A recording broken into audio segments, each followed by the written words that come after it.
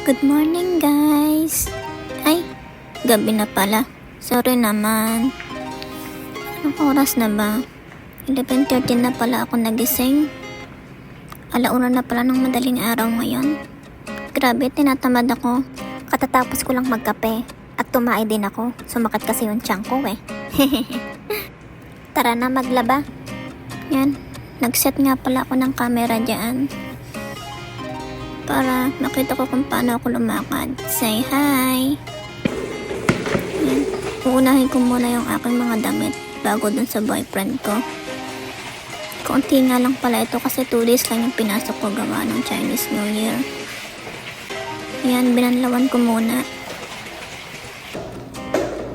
Nire-recommend ko nga pala sa inyo yung powder na ginagamit ko. Surf Popcorn. Kasi hindi nga ako nagdadowny.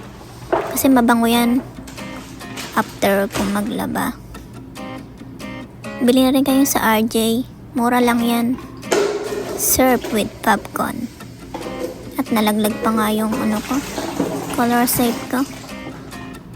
Lalagyan ko nga pala to ng mainit na tubig. Kasi nga malamig nga yung tubig dito.